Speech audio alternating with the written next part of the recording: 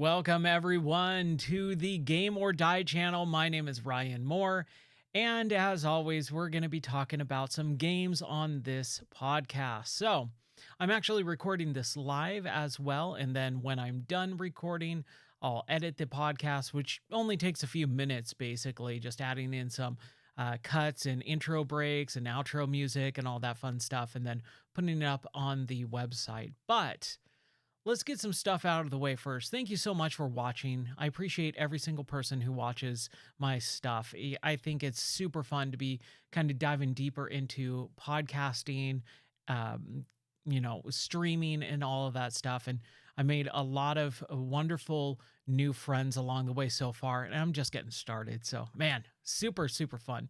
Anyways, I'm going to start the podcast off by just doing the intro and then just kind of going into the podcast. I'm going to kind of ignore the chat for right now until a little bit later on because I normally do these completely offline, but I want to start doing them live as well so that I can record the video portion, see some chats and stuff like that. But I will not be, talking to chat right now. That's just the way it goes with recording a podcast. I will get completely distracted. If we get a lot of interactions and chats and stuff like that, maybe in the next or couple of podcasts, I can start incorporating them a little bit more. But for right now, I'm just going to be recording it like I was not having a camera on me or anything like that, because it's just so much easier to do a podcast that way. I can kind of collectively focus on my thoughts for the topics that I want to discuss. So without further ado, let's get live. You can actually watch me how I record my podcast. One, I use a clicker to kind of mark a sound clip so that when I am editing, I know exactly when to start and stop for the audio. So there we go. All right, like that. Welcome everyone to the Game or Die podcast. My name is Ryan Moore, and we're going to be talking about some video games today. But before we do, I want to shout someone out, myself and my wife. My wife has been fantastic on basically encouraging me to start streaming a lot more and kind of do a side gig, a side hustle, if you will, of streaming. I do it normally for my job, but now I can do it with video games, and I've done it on and off over the years, but I've never really tried. And man, my wife has been such an encouragement, and going in streaming for, several hours a day, plus work streaming for several hours a day. It is exhausting. It's tiring, but she has been fantastic. So shout out for my wife. Thank you, Elizabeth. Anyways, all that being said, I have an announcement. I have been streaming for the last several weeks here, pretty much since the beginning of January, straight hitting the streaming, nerve center of my life for the last several weeks, and I finally hit Twitch affiliate, which allows me to unlock cheers and bits and subscriptions and all that to actually monetize and actually make some money off of streaming. I've been going pretty hardcore by streaming several hours a day, like 6 to 8 hours a day while I'm not working. And even on the days that I am working, like this week, I've been working and streaming in front of a camera, and then take a couple hours off to hang out with my wife, do life stuff, have dinner, and then get back on camera and play some video games. So it's been a long road to kind of get that Twitch affiliate status, but I finally made it, and I did a celebration stream on Sunday. That was super fun for about 5.5, 6 hours. I had to work the next day on Monday, and so my voice was just kind of giving out at the end there, and I wanted to do the podcast because I'm trying to do the podcast on Sundays, but it's just wasn't going to work out that way. So unfortunately, I did not get to do it on Sunday, but I'm doing it right now. And there's a ton of stuff that I want to talk about over the course of this podcast. This is episode 77 of the Game or Die podcast. Now, the first thing that I've been playing is Prince of Persia. In fact, I didn't just play it, I beat it, which is one of the several games I've already completed on stream this month so far. At the beginning of the year, January, I've beaten already several games this month on stream, and it's been fantastic. It's been super duper fun. But Prince of Persia was a game that got shown last year, I believe around E3, because E3 didn't happen technically. It hasn't happened for several years. And then they finally just called it. They said, E3 is no more. We are done with E3 as a name brand. And personally, I feel upset about that. I love E3. I think E3 has been mismanaged for the last several years. And having the name and the brand die, I think might probably be a good thing so that they can come back maybe in a couple years and really, go hard with something new, something a little bit more modernized for today's gaming audience. Perhaps I know that sounds very PR-ish, but I think the way E3 has been presented in the last several years has just been really bad, really, really bad. So I would really like to see E3 kind of rise up from the ashes like a phoenix into something new and creative and much more fun. I think PAX, the Penny Arcade Expo from, 2008 to 2015, I think is kind of when, PAX was really taking prominence. That is what E3 should be more. It should be more of a celebration of games as opposed to a behind closed doors, vendors only event like it was for the years that I went. Near the end there, they started opening up the floodgates so anyone and everyone could go. And it kind of became more of a marketplace. And that's just not what E3 is. It's a showcase of games. But I think they really need to find and understand what that means in modern day, post-pandemic society. I hate saying that. I really do. I think the pandemic wasn't that big of a deal for most people. I think people made it a much bigger deal. Yeah, I know I'm getting controversial right now, but I honestly think that people exploded over a lot of very small little things, and locking down literally the entire world and cutting off, businesses from doing work and stuff like that, I think was just a really, really stupid idea. And man, there was just so many things that could have happened better and smarter, and done in a better way. But all that being said, Prince of Persia got showcased around the summertime. Sorry to go on a rabbit trail there. But during the summertime, that's when the new Prince of Persia got showcased. And I love the Prince of Persia series. I think it is a fantastic series made by Jordan Mechner. And I fell in love with that series with the Sands of Time trilogy. The first one to be, exact. The Sands of Time trilogy that came out on PlayStation 2, GameCube, Xbox in 2003 was unbelievable. It was so well crafted, so well done, third-person action adventure game that showcased the prince in a certain light. And I'll talk about that a little bit more later when we get to the actual Lost Crown game. But then they moved on to the sequel, which was a Warrior Within, which kind of took a dark and grittier tone. And, the prince was like wearing eye makeup, all the rage back then, very angsty. And then they kind of lightened and pulled back on the third game, the Two Thrones, because, a lot of people were going, dude, this like metal 2000s, music does not fit with the Prince of Persia style. He's way too angsty. He's not as charming as he was in the first game.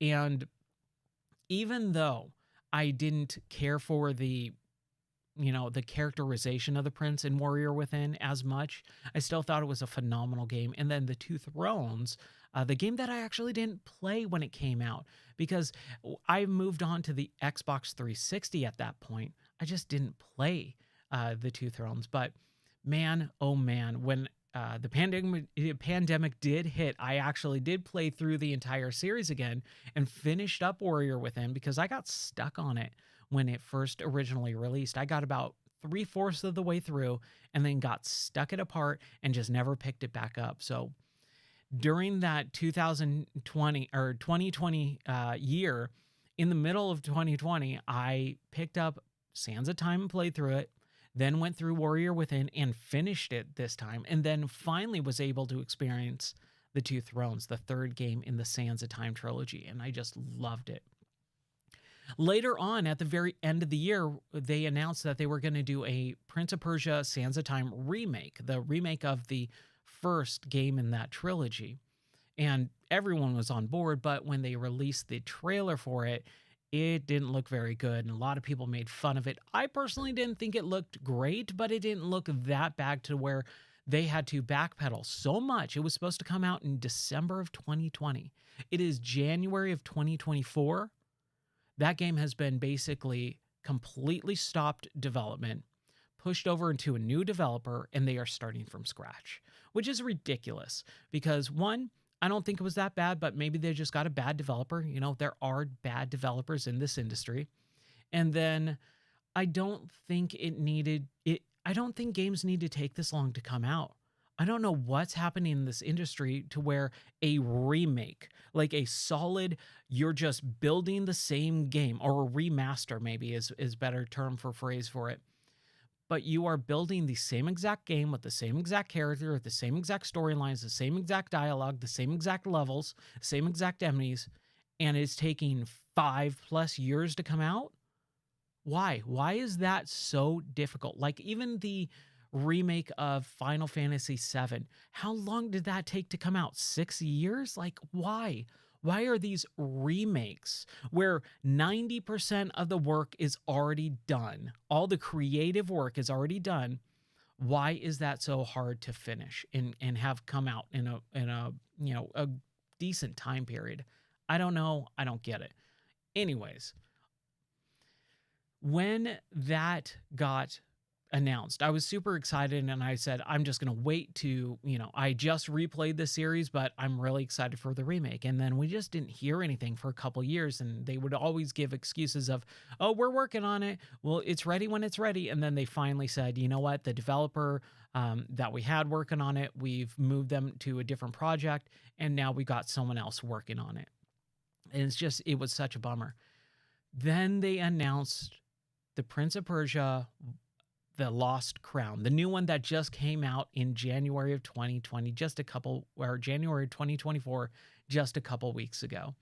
And what I did is I was really, really excited about playing that game. I really wanted to play that game, but I didn't know how to buy it because it was a Metroidvania. It was a side-scrolling exploration game, which, most of those games are not really worth a full price $60 game. And I really wanted to play it, but I didn't know how to.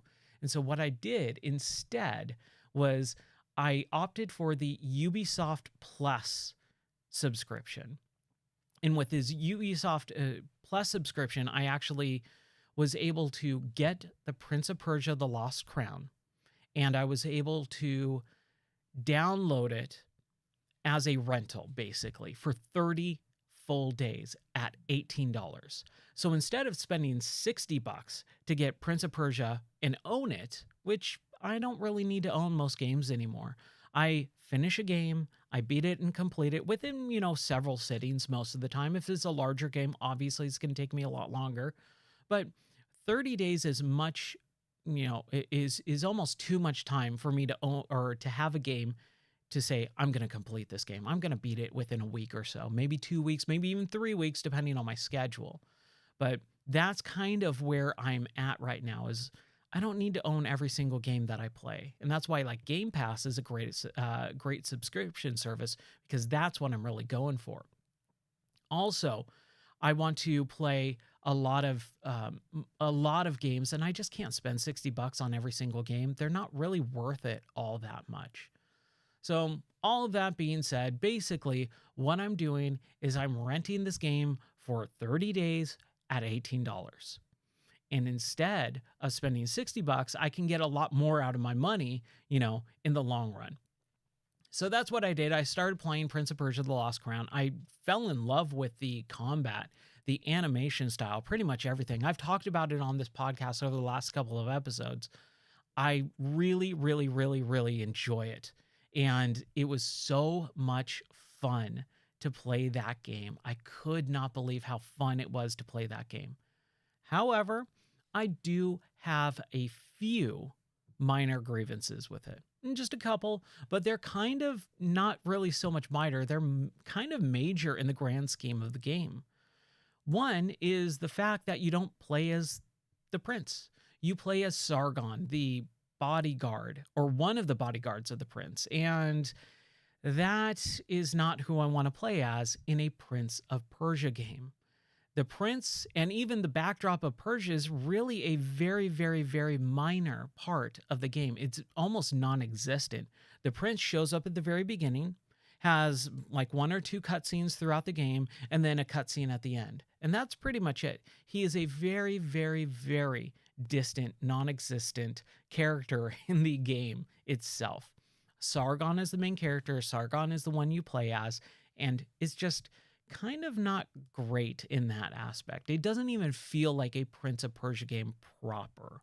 And again, that's coming from the other games in the series. You don't feel like you're playing as the charming prince, and that's what Sargon is lacking. If Sargon was a much more interesting and fun character to play as, I think I would give it a lot more leeway. But he doesn't have, or he lacks the charm that Prince of Persia or the prince did in the Sands of Time trilogy. He more basically just felt like a teenager, a whiny, cranky, angsty teenager. And that was a real big bummer for me. I really liked the charming aspect, and I've talked about it before over and over again. When you play the Prince of Persia Sands of Time, or Warrior Within even, or the Two Thrones, you get this familiar characterization of the prince. He's charming, he's nice, he's fun-loving, he makes quips, and not like a bunch, but enough. When you die and you mess up in the game, because he's also the narrator and he's alive as the narrator, he goes, no, no, no, wait, that's not it. That's not how it happened. Let me remember it differently. And it's like, that is such a unique and fun way to tell a story. So I love that about this, or about the Prince of Persia Sands of Time trilogy. Sargon, on the other hand, is just kind of like a really one-note character. He doesn't have a lot of character to develop throughout the game. There are a couple times where you interact with other characters and you see him trying to be nice, but most of the time he's just kind of angry. And especially because of the way the story plays out, you fight multiple versions of yourself. And this isn't really a spoiler. This is more of this is the style of the game. There's time mechanics being at play in the game, and you're dealing with past and future, present tense versions of yourself and other characters. And it's kind of a little bit weird, especially the ending too. Instead of trying to go through the story and trying to figure out what's going on and achieve a goal, you just fight with other versions of yourself. Fighting yourself is the stupidest thing one can do, right? You're never going to accomplish anything if you just fight with yourself. The other thing is, you're also fighting with all your friends, your other bodyguards that you're grouped up with. Yes, there is one that betrays you, and then he lies about it, saying you betrayed him and the group and the prince and all that. But if everyone just stopped and, actually had a conversation instead of going, oh, he told me you betrayed him and you killed the prince, so I'm going to kill you. Like, why don't you just work it out? Talk about these things, have a conversation about it, show how you are not fighting them because you're not against them. You could have all worked together. And then Sargon literally just starts killing all of his friends and then, goes, oh my gosh, I can't believe I killed everyone. It's like, yeah, it's your fault. You are the one who caused these issues because of his anger, because of his, basic tendencies. He is the one who really causes a lot of the issues in the game. So you are both the antagonist and protagonist of the game. It's a little bit weird in a way. And then the final boss, I just didn't like. Most of the bosses, I'm not a big boss fan. The boss fights themselves were pretty difficult.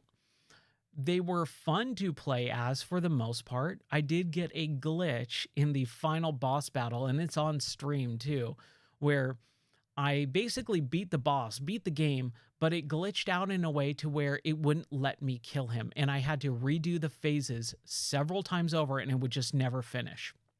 It was super weird, but I was able to finish the game, get to the ending cutscene, and it was fine. There was nothing wrong with it. Again, it doesn't make sense. Some of the story beats really don't make sense because you're dealing with time where you go in the middle of the game or near the end of the game, really. You go back in time and save the prince from dying. When you do that, you're going back in time and interrupting things that happen before you start killing off your friends. So therefore, if you've interrupted time, your friend should still be alive because you interrupted the events, right? It's like the Back to the Future timetable where you go down and you deviate the timeline. It just doesn't make sense. There's some weird issues with the plot there themselves, and it's just fine. So the storyline and the plot of the game and the characters of the game, I didn't really care for.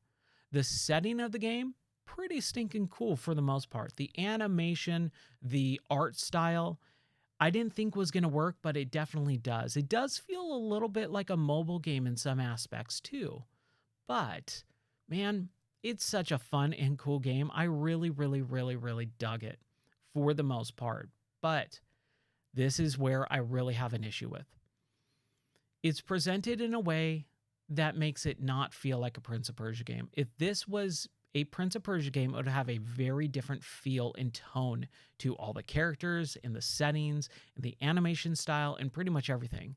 This feels like a game that was not a Prince of Persia game, and either in the middle or near the end of development, Ubisoft butted in and said, this needs to be a Prince of Persia game. Since the Sands of Time remake is going off the rails in production, we need to make this a Prince of Persia game. Change some of the characters, change some of the setting, change some of the animation and the dialogue to make it a Prince of Persia game. All right, we'll see you in 6 months. Go. That's how this game feels, because it is not a true Prince of Persia game. It feels like an anime game more than anything else. And a lot of the boss fights feature these crazy, crazy, crazy over-the-top cutscenes and fight styles that just feel very, very out of place. And I said it while streaming so many times. Prince of Persia has a supernatural feeling to it. It has supernatural stuff happen in it, but it doesn't go crazy anime. Like this game does. It literally has anime cutscenes and fighting styles where you are, literally Super Saiyan, right? Super Saiyan like Goku up. Like you're charging up powers and all this, and you just don't do that in Prince of Persia. So that stuff, the anime style finishers and everything, I didn't really care for, but other than that, not too bad of a game. Definitely worth $18. Hardcore worth $18 on the Ubisoft Plus subscription model. $60, however, to own it, I would have to have a hard pass on that because, again, I don't replay games all that often. I didn't find the need to 100% it or the characters to be very well done or anything like that. It is a one and done game for me. I will never load that game up ever again. But I had fun with it. And for $18 for a full month to get the deluxe edition with all the cool skins, where I got a Warrior Within skin so I could apply that to Sargon to make him look a little bit more like the Prince of Persia that I know and love. And then also to be able to play it 3 days earlier than everyone else who just wanted to spend $60. I could spend $18 and play it early. Dude, they got me with it. And I know Ubisoft was in the news just like last week saying, the future is people don't own games and stuff like that. And I have a big problem with that. Like, we should be owning games. We should just be owning games that we really care about. That's where I buy games, when I care about the thing, when I'm going to be playing it over and over again, or when I'm going to stick with the game much longer than just a 30-day, sale. So that's kind of my final thoughts on Prince of Persia. And I really loved most of the game. It's just I had some issues with it. Now, let me pause right here really quick. Gabe and Zone, I know you're talking and stuff like that. I see what you're saying. I'm just not going to be responding to it during the podcast because I am recording the audio, and this is going to be a audio podcast. So I'm not going to be interacting with chat, but I did want to let you know just so that you understand that you can chat, you can talk, you can moderate, you can do whatever you want. I'm just not going to be responding to the chat. But if you do say something, I am reading it. All right. Just want to let you know that because I do want to start doing the podcast live. And I said it at the beginning. I am going to be recording this stuff and doing it like I normally would be if the camera wasn't on. But if I do get, a lot of people starting to chat and stuff like that, I'll be more than happy to start incorporating the chat into the podcast. But that's hard to listen to on an audio form. So we'll play around with the format a little bit. All right. So the whole stream for now, I'm probably going to go for like an hour, and then I might play a little bit of games afterwards. It just really depends. I wanted to get this done. I didn't get to do it on Sunday. So that's kind of where I'm at with the podcast. So I've been only going for about 25 minutes here. So just to let you know. All right. Cool. All right. Awesome. So I'm going to continue recording. Use this to kind of mark the audio cues. So when I edit the podcast, I can see the clips. All right. So the next episode, or the next topic in the episode, is a game series that I've been going through over the last couple of weeks, which is Donkey Kong Country. I started with Donkey Kong Country on the Super Nintendo, and then went to Donkey Kong Country 2, and then Donkey Kong Country 3. And then I didn't know what I wanted to do. So I took a few streams, about a week, and just kind of waffled between, playing just random games here or there. I played some Toe Jam and Earl, which was super fun. Did a couple reviewer request streams where people would tune in and just request games for me to play. And I would play, 15, 20, 30 minutes of that game, have some fun, but just bounce out afterwards. But I wanted to continue the series because I never finished Donkey Kong Country Returns.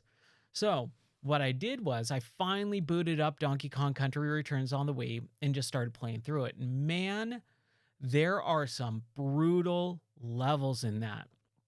And mostly because there's a lot of missable stuff too. So I, in my collectathon mindset, wanted to play and get all this stuff, get all the, the coins and the bonus level stuff and the hearts and just all that crazy stuff I wanted to get. But I quickly found out is just not in my nature to do that because there's so many missable things. If you miss it during the playthrough, you're done. You have to restart the entire level, and those levels are pretty long as well. So instead of like going through a level and just randomly missing something, you have to go all the way back. You have to restart the level, and I just don't want to do that on stream. I don't find that fun. So I've kind of just relegated myself to playing through the game as much as possible, getting the things that I can get, and if I miss it, I miss it. It's not that big of a deal to me. But I do want to finish Donkey Kong Country Returns because it's the only one in the entire series that I haven't finished at this point. I played through Donkey Kong Country 1 when I was a kid when it came out, and I beat it. I played through Donkey Kong Country 2 tons of times when I was a kid, and I beat it. I played part of Donkey Kong Country 3 and never finished it until this week, or the last couple of weeks when I finished it on stream. So I finally played through Donkey Kong Country 3. When Donkey Kong Country Returns came out, I was in the middle of owning my store, so I just didn't play that game all the way through. I never finished it. I played part of it, like the first world or so, but I never played anything past that. So I am like deep in that game right now and having a blast. But when Tropical Freeze came out on the Wii U in 2013, maybe 2014, I think it was, I loved that game. I had so much fun with that game, but I didn't finish it. I was at the very last, I had like 2 worlds left, and I just put it down for whatever reason until several years ago. a couple years later, I finally picked it back up and did finish it. So I did finish Tropical Freeze, but it took me a while to finish it. But Donkey Kong Country Returns is the only one that I never did finish. I had a blast with it. Some of the silhouette levels are some of the coolest things in it is the coolest thing in that game for sure. So there are some bonus levels in the game where the foreground and the characters are all silhouetted against a really beautiful, like creamy orange sky backdrop. Except for some of the characters like Donkey Kong with his, tie, or Diddy Kong with his red hat. Those are actually outlined. So you have some of that color separation and contrasts there. And it is so cool. It is rad. I love it so, so much. I've only had like 3 of those in the game so far. So they are very few and far between. And I'm getting close to finishing it. But man, I love those. And I know they come back in Tropical Freeze. And there's some cool little extras in Tropical Freeze. And as I stream that game, I will point them out because I remember hearing about them when I went to E3. Some of the developers were actually like coaching people as they played. And so they had one of the developers tell me as I was playing it at E3, "Oh, see this in the background? That's it's Samus's ship. It's a Easter egg. And you'll see Samus's ship in the background of a Donkey Kong Country Returns or Donkey Kong Country Tropical Freeze level." And it is just so, so cool. I love it. There are some weird little things. Some of the bosses take a little bit too long because of the animations and, the phase transitions and stuff like that. The rocket barrel levels, as cool as they remove a lot of tension when you continue to die. When you keep dying over and over and over again, it relieves a lot of the tension because you know what's going to happen. And I've never liked those where there's these big set piece moments. Things are falling, you're running, you're jumping and stuff like that. Things are collapsing all over you, but then you die and you have to redo it again. So all of that tension, all of that tenseness that you have built up as you're barely making an escape, it's just all gone because you go, "Oh, okay, fine. Just, okay, hop. Here's where the thing comes." You anticipate everything. You know what's going to happen. I've never liked that. And then the rocket barrel itself, the way it controls, you have to feather the button presses a little bit. And it's really weird. It's got this big gravity pull on it. So you're flying, you're pushing A. And if you hold A too much, you'll just jam right up into the ceiling and die.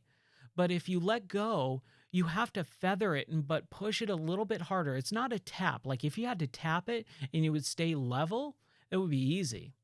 But what they did is they gave the rocket barrel a little bit of more gravity applied to it. So you get pulled down and you have to push back up. And it's this back and forth that you have to go through.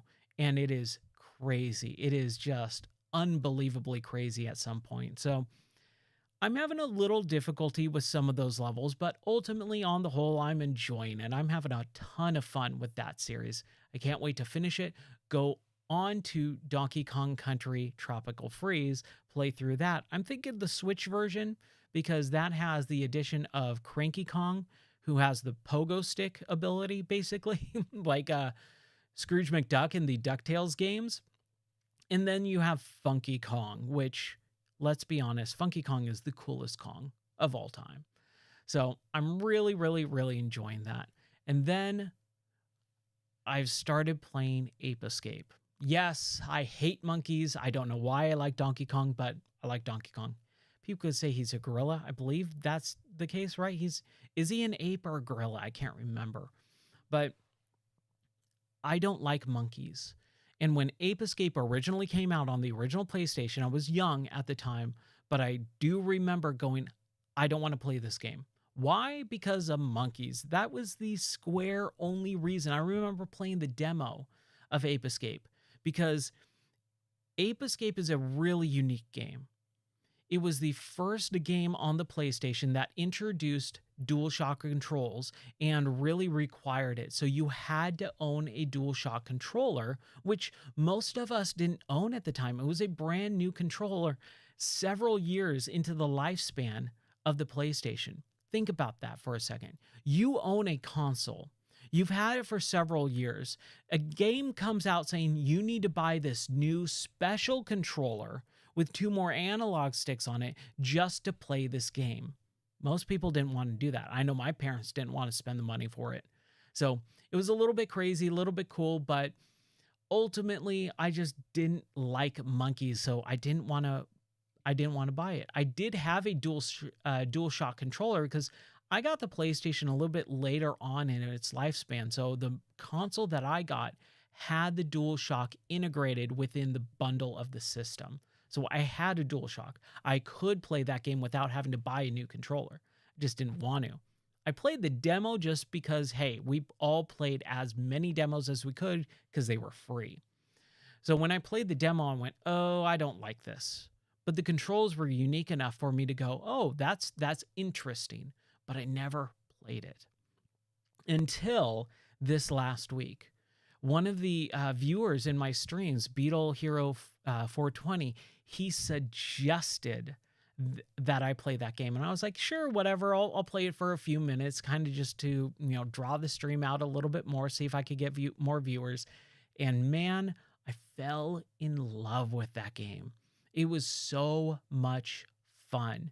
So I started playing that game and really developing a love for not just how unique and interesting it is, but how well they integrated a new control style into it.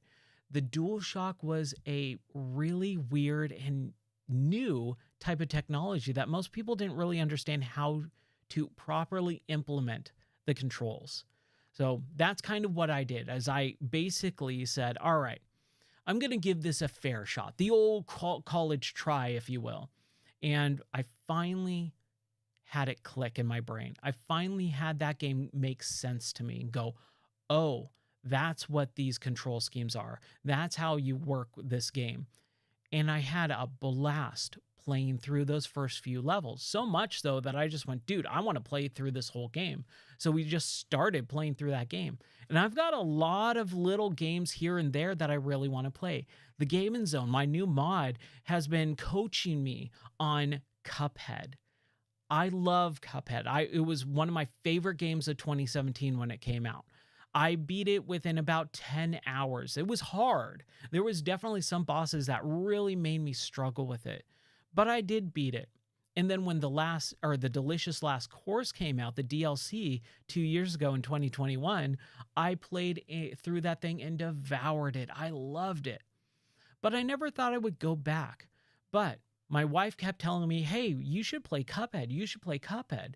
And then the Gaben Zone, my new mod for the channel on Twitch, hi, by the way, he was telling me about how he used to mod Cuphead. He was the first modder of Cuphead. And he was like, dude, you should play it. I'll coach you. And I was like, all right, fine. That sounds super fun. So that's what I did. I started playing through Cuphead in a different way, and it made it so much more enjoyable. Instead of just trying to beat the boss, it was learn how the boss works, learn strategies on how to beat the boss efficiently. So I would get close or maybe even die with the boss, and then I would try a new strategy, and it was so much fun. And so we've been doing that over the last several streams, but there's so many games coming out. There's so many games that I'm playing at the moment that I'm putting Cuphead on hold until at least I finish Donkey Kong Country Returns. Maybe we can come back to Cuphead later on this week once I finish Donkey Kong Country Returns. And then also in the evening, when I'm not playing Cuphead, I also have another game that was requested for me to play, and I got into it in the same exact way as Cuphead, which was the original Punch-Out! On the NES, yes, not Mr. Dream's Punch-Out!, Mike Tyson's Punch-Out!. Mike Tyson's Punch-Out! Was a game I never owned. I never owned that game, but I played it a ton. I had a cousin who had it. I had an uncle who had it, so I'm very familiar with it.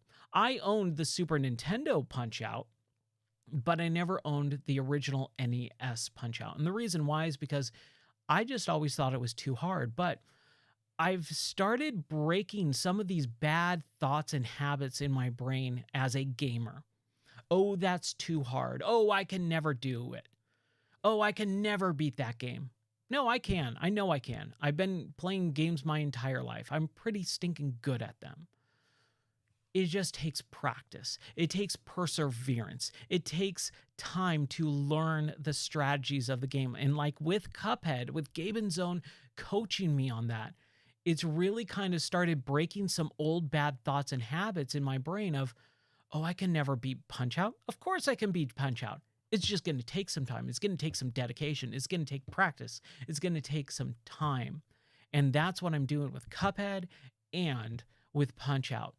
But both of those games are very similar. And so it kind of wears on me, especially being on camera, being on stream, doing it for so many hours per day, that I am trying to figure out a schedule on when to play Cuphead, when to play Punch Out, when to play Donkey Kong Country, and do other games that I want to play throughout the year as well, or throughout the stream as well. So it's starting to not wear on me, but it's starting to be apparent that I need to make a schedule. So I'm working on that with work and streaming and regular life and all that stuff. It's something that I look at and I go, I need to sit down and just spend an hour making a schedule out so that I can play Cuphead when I want to, play Punch Out when I want to, and actually spend the time so that I can learn the game and beat it efficiently and properly. So that's what's been going on with some of the games that I've been playing a lot lately. Oh man, it's been so much fun. I've been having a blast with it.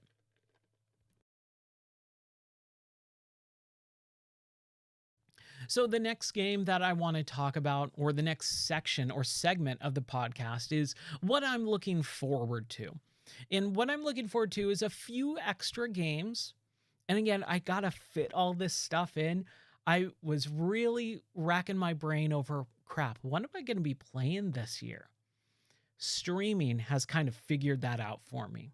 As I've been, going hardcore into Twitch streaming, and anyone who follows the channel, chats in my channel, man, they have been so helpful in helping me figure out what to play, whether it's just for a couple minutes, or an entire stream, or even, getting me started on a series. It's been really enjoyable. But there are a few games without, outside commentary basically in my life. There are definitely games that I want to get to no matter what, just because they appeal to me. And a couple of them are the Tomb Raider 1 through 3 remake that's coming out on Valentine's Day, February 14th. I'm really excited about that because I love Tomb Raider. I've always loved the Tomb Raider series, and I've talked about it before. Tomb Raider was a game that I played on PC, but I got Tomb Raider 2. My friend had the PlayStation version of the first Tomb Raider, but I never beat that. And so I'm really looking forward to going through these remakes, which are hopefully going to have better control, because the original Tomb Raiders, they use tank controls. And that's really hard to go back to. I played a little bit of Tomb Raider 1 for Retrocember last December. If you don't know what Retrocember is, it's basically a blog / video series. I started turning it into a video series this last year, where I celebrate a console generation per month, one console generation per the entire month. So I did 31 separate videos on the 32-bit console generation. So basically the PlayStation, right? I did 31 videos, one per day on a PlayStation game. And one of those days, I think it was like the 5th day of December, was Tomb Raider 1. And so I played through a little bit of the first 3-ish levels of Tomb Raider and did a video on it and kind of gave my thoughts and my history on the Tomb Raider series. I loved that series.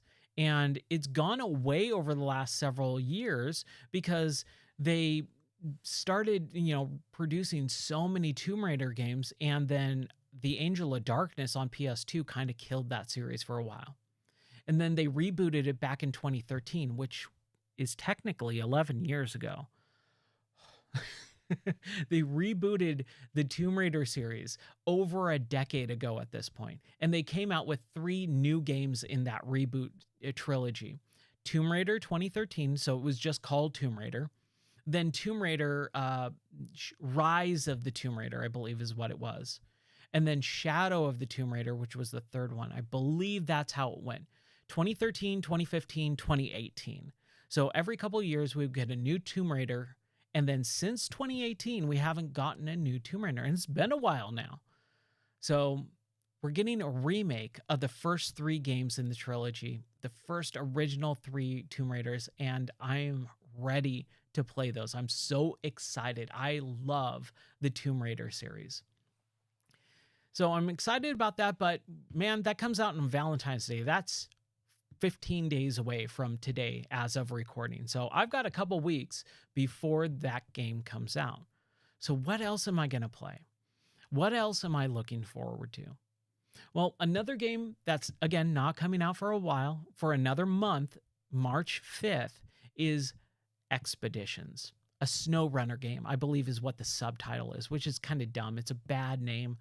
But man, I love the SnowRunner series or Mud Runner series or Spin Tire series. It feels like every new game in that series, they tack on the previous names or previous game's name to it. So first, I believe it was in 2014, you had Spin Tires, which was very much a tech demo. Get from point A to point B, and you're just driving these old military Russian vehicles through mud and rain and sleet. It was more of a tech demo than anything else. And then a few years later, they came out with Mud Runner. But the subtitle to Mud Runner was a Spin Tires game. And so they added a little bit more, get from point A to point B, but it was mostly hauling logs from point A to point B, maybe sometimes incorporating a point C or D to pick up or drop off more logs in a certain section of a map. But it's basically the same game, just kind of built a little bit more coherent. Then in 2020, they came out with SnowRunner, a Mud Runners game, which was the subtitle. And that like exploded the series into like full blown massive maps, tons of DLC that are still coming out 4 years later. And they are just going crazy with how intricate these vehicles are made and the levels and how to get unstuck in a mud pit or a snow pit or whatever. And now we have the 4th game of the series coming out in March, at the beginning of March, March 5th. Expeditions, where it seems much more story oriented and they have a lot more crazy stuff going on, but I'm really, really excited about it. I love that series. I've fallen in love with it. It's like one of my it's probably in my top 10 series of all time, just for how relaxing it is. Yeah, I know. That sounds really weird. A game where you get stuck in the mud and you have to get yourself out sounds relaxing, Ryan. What are you, taking crazy pills? I don't know, man. It's just something that really, really relaxes me. It's a Zen type of game. If you don't take it too seriously, which I don't, I'll play the game normally for several, for the first map, basically. But once I'm done with the first map and I've spent 20 plus hours, getting stuck in the mud and really trying to get myself out and maybe flipping over and have a restart and recall my vehicle and all that, then you can incorporate mods. And there's a mod, manager in the game. And so if the game allows me to do it within the game itself, I'm not going to call it shading. So I get a good, massive scout vehicle, something that is just basically going to destroy the terrain and just go exploring, unlocking all the stuff, then getting some really powerful, cool trucks to actually do the missions properly, but kind of souping them up so I have the best of the best to be able to do it properly. Plus, it's got Hummers in the game. It's got a cool H2, which I actually have an H2. I drive it every once in a while, but the thing is basically requiring thousands of dollars in parts every couple of years, and it barely functions, but it gets us from point A to point B and allows us to use a trailer, which is nice. I love my H2, even though it is just Yeah, oh, it's a mess of a vehicle, but I love it. And so being able to drive a car that I own in real life is actually super valuable to me. It's why when Gran Turismo or any of those games came out, I would always look for the car that I owned, and I never owned a car that were in any of the racing games, which always bummed me out. But this game does have a car that I own, so I love it. It makes me super happy. So I'm really looking forward to Expeditions. But again, that's not for another month plus. So we've got Tomb Raider coming out in 2 weeks. We've got Expeditions coming out in a couple of weeks or in a month. What else can I play? So I'm really kind of struggling to find out what should I play next. And that leads me into the last segment of the podcast, which is the game of the month. I'm bringing over from Couch Money game of the month to the Game or Die channel. And what game of the month is basically a game that I want to showcase throughout an entire month. Do streams on once per week or something like that, and just showcase a really fun, cool game to kind of talk about with a bunch of people and allow people to play the same game that I am. Now, how that's going to work, I don't know. It really depends, because with the Couch Money community, we basically, all agreed on and voted for a game that we could all play together. However, most people voted on garbage titles, joke titles, or they voted on a game and then just didn't own it or didn't play it, didn't comment on it, and it just became me playing the game every month. And there was games that I've already played before for that month, so I kind of had to sit out. Games that I tried to get people to comment on and they just didn't. So at this point, I'm saying I'm making up game of the year. Game of the month. I'm going to pick a game that I want to play, or a series, hint, hint, and just play it and showcase it.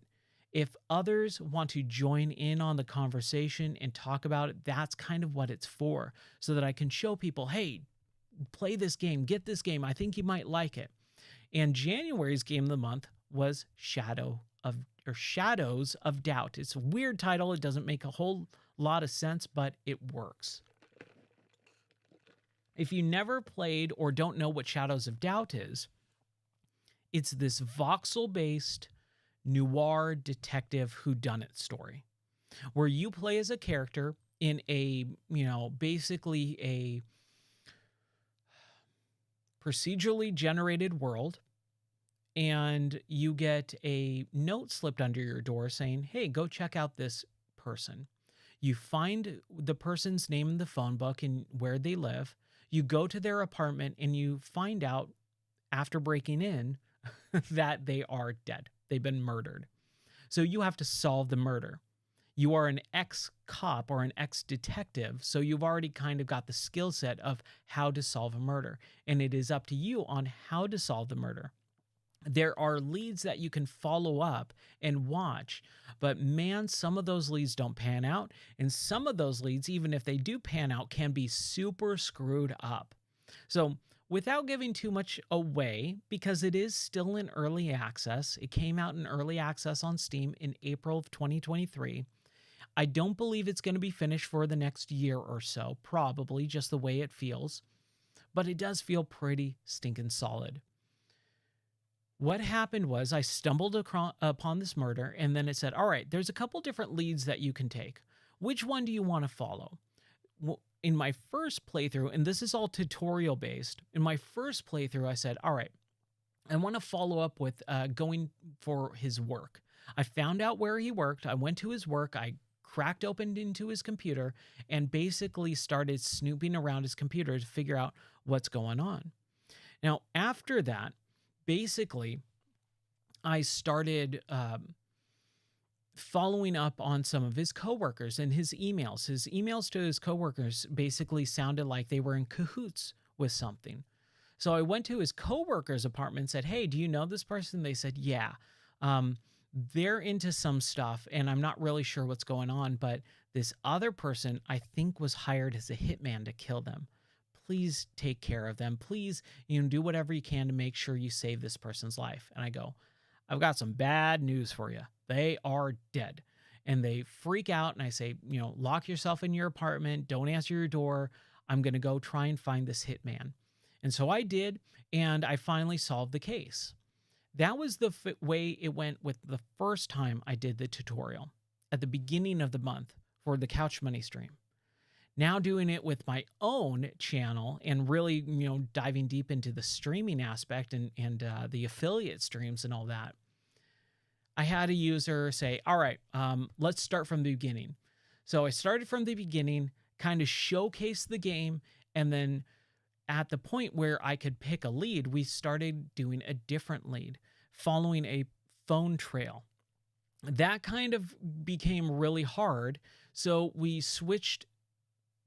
Sorry, I'm trying to remember this because there's a lot of complications to it. We switched gears and we actually started doing the work trail in the leads. And so we started doing that. We found the coworker, and I went to the coworker to say, hey, do you know this person? Have you seen anything crazy or weird? Tell me about the hitman, because I kind of already played this section. However, when I got to the coworker's apartment, it was locked. So I had to break in and no one was answering the door. So once I broke in, I looked around and I found them dead on the floor. So this game is not just procedurally generated, it also changes aspects as you play depending on when and where and how you do things. So things can be different from one playthrough another, which makes it so much more unique, so much more emergent gameplay. I love it. It's so fun. Oh, man. So that was January's game of the month. Now, with January's game of the month being Shadows of Doubt, I tried to figure out, okay, what is February's going to be? What is coming out in February that I really want to play and showcase? Well, like I said, there's not really that much coming out. And the Tomb Raider games, which would be a great game of the month, aren't coming out until the middle of the month. And February is a short month already. So what I finally decided on was the Like a Dragon series. Yes, that's right, the Yakuza series.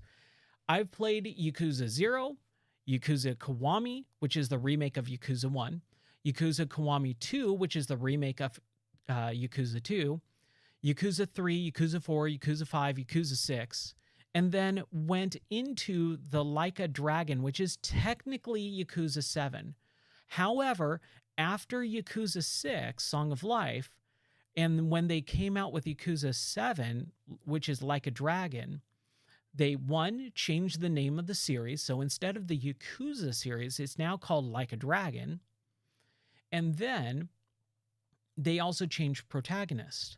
Instead of Kiryu Kazuma as the main protagonist of the story, you are now playing as Ichiban. And Ichiban is a totally separate character. However, he does incorporate into the Kiryu storyline. So this series is just crazy chock full of hundreds and hundreds, thousands of hours, over 1,000 hours of gameplay at this point, with all the different titles that have come out in storylines and sub-stories. And oh my gosh, it is just a intricate web that I don't have time to get into fully in depth, and I haven't done so yet. But I played all those games. I started playing Like a Dragon, which is technically Yakuza 7. And then last month, in December, Like a Dragon Gaiden, which we all know Gaiden means side story in Japanese. The Man Who Erased His Name came out. I had no idea about this game, but it's basically actually the real Yakuza 7. It is the continuation of Kiryu, the main story protagonist from the series. It's the continuation of his storyline. And I like Kiryu. I dig Kiryu. I think he is one of the greatest antagonists or protagonists of video games, period. And the Yakuza series is one of the best series in video games, period, as well. Now, I played that and I skipped over. I was kind of like starting out in the middle of Like a Dragon, but I skipped Like a Dragon and went into Like a Dragon Gaiden because it was a continuation of Kiryu. I have more stories and affinity for him built up over the years of playing through his games. So I wanted to kind of see where his story was going. Now, that game also ties into the Like a Dragon game from 2020, and I didn't finish that. So I did have some of the story spoiled for me, which is not that big of a deal because there's so much to it and it's so interwoven and convoluted that even if I know part of the story, most of it is still not going to be spoiled for me. So what I decided was, now that I've played through Like a Dragon Gaiden, I can go back to Like a Dragon that came out in 2020 and finish Ichiban's first story. And then just a few days ago, Like a Dragon Infinite Wealth came out, which is basically Like a Dragon whatever. It's Like a Dragon 2, basically. I think they really kind of fudged the naming scheme a little bit, and they really shouldn't have, because they should have called they should have had Ichiban be Like a Dragon series and Like a Dragon Gaiden be Yakuza 7. That would have kind of split the two titles separately, even though they can be interwoven. But now calling Like a Dragon Gaiden Like a Dragon instead of Yakuza 7, it just makes everything much more complicated. I mean, just listen to me talk about this. I'm even confused on some of the naming conventions. So the new one, which continues Ichiban's story, is called Like a Dragon Infinite Wealth. And that is the continuation of Ichiban's story. So I want to play that, but I have to play Like a Dragon first and finish that. And then I can move on to Infinite Wealth. Or I can play the other Like a Dragon game that came out in 2023 called Like a Dragon Inshin, which is a Japanese-only game for the PS2 that got remade and dubbed.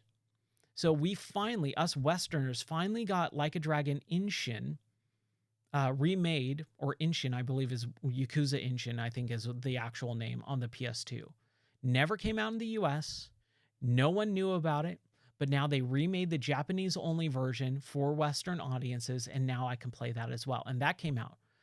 It is a little bit weird because it takes the same character models and voice actors and puts them in an entirely different time period. Feudal Japan, where everyone has samurai outfits and, togas and all that stuff, like that, the classic samurai outfit garb. Super weird, but it's kind of cool at the same time. So for February of 2024, I'm declaring it Like a Dragon. The entire series is kind of ready to go. So what I'm going to do is I'm going to start with continuing my Like a Dragon 2020 game and start playing through that and see how far I get. If I finish it on stream, I will move on to either Like a Dragon Inshin, which is also on Game Pass, so I can kind of play that, and I already have it downloaded, and I started playing it. I played like an hour of it, got through a couple cutscenes, and then went, man, I really want to play this, and then moved on, because Like a Dragon Gaiden came out in December. I can either play that, or I can go into Like a Dragon Infinite Wealth, the brand new 2024 game that just came out that continues Ichiban's story. So that is my plans for February of 2024, which is the game of the month, which is Like a Dragon, the series. Huh. Oh man, that was a lot, but we got through it. So that's kind of the podcast episode for this week. A little bit shorter than it has been over the last couple of weeks, but I've been actually playing games and talking about them more frequently, so I don't have to have this big buildup of games I want to talk about. I want these podcast episodes to be a little less than 2 hours like they have been over the last couple of episodes. I haven't been podcasting as much as I wanted to. I've been putting more effort into streaming, but now I can stream and podcast at the same time, which definitely helps out. So thank you so much for listening and watching my podcast, which is the Game or Die podcast. If you've never heard any of me before, my name is Ryan Moore. I've been playing games since 1988, and I'm not going to stop now. If you would like to check out more of my stuff, you can subscribe to the Twitch channel now because I hit affiliate status this week, which is super rad. You can help me out by doing that or cheering bits or whatever it is. And that's just going to allow me to be able to do this more and talk about video games more and be more professional and have, just better production quality overall. I think my production quality is pretty fantastic already, than most others, but I want to do so much more. And Twitch affiliate status is going to unlock the potential of me being able to do a lot more with this channel. I do a podcast, which is what I'm doing right now, the Game or Die podcast. You can find it on Apple Podcasts by searching Game or Die. You can find it on Spotify by searching Game or Die. Or you can listen to it on my website, which is gameordie.net. Not only can you find my podcast on gameordie.net, you can also find all my game reviews. I'm doing game reviews for pretty much every game that I beat. I'm also doing articles. I have a game store article that I am working on. That's taking a while just for the fact that, one, I want to find all the pictures of my game store so that I can put that on there as well. And I can't find them right now. I saw them a couple months ago, so I know I have them. They haven't been lost to time or anything like that.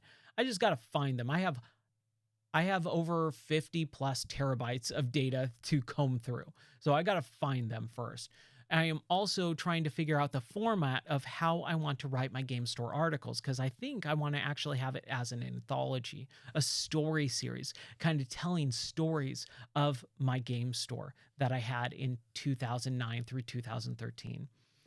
Other than that, you can find articles of random other stuff. You can find YouTube videos by searching Game or Die or going to the Game or Die YouTube channel, which is at Game or Die 007. You can find me online pretty much anywhere and everywhere, streaming on X, streaming on Instagram, and having an Instagram feed, just, all the social stuff that everyone does. But I'm trying to make it more unique than that stuff. So if you are down with me and the things that I do and what I'm talking about, there's multitudes of ways that you can show support for me wanting to do this more. It definitely helps out when you subscribe or do any of that other stuff on Twitch, cheering bits, following even, it doesn't cost you a thing. If you have Prime, Amazon Prime, you get a free subscription. And you can use that free subscription to help me out, which, again, I'm a small guy. I've got 2, 3 followers that really show up, when I do stuff, and that's it. My views are not thousands or even hundreds or even dozens. It is 1 or 2 or 3 viewers per, stream, and I'm doing hours and hours of streaming per day. So I'm not good at self-promotion. I really suck at it. I'm trying to be better about it. So if you like what I do, please let me know, whether it's just, a comment or a subscription or even a follow. All of that stuff means the world to me. But with that all out of the way, I'm going to stop the podcast. I'm going to kind of regroup. I've got to answer a couple emails and text messages and things like that. I was going to do a build stream possibly today, maybe even tonight. Maybe tonight will be the build stream, but I have another one-up arcade that I can build, and I want to do that on stream, but I just haven't had the time. I've been working, so I haven't had the time to set up a fun stream for that. I've got a couple ideas. So whether that's later tonight or possibly tomorrow, we'll let you know. But thank you so much for watching. I really appreciate every single person who watches and likes, or even just kind of, views and tunes out. I hope I made an impact in your life. I hope you found a new game to play or an interesting game to check out. That's the goal of Game or Die, to talk about and have fun with video games. Talk about it with each other and have fun. All right. Thank you so much for watching. I'll catch you on the next stream. Peace out.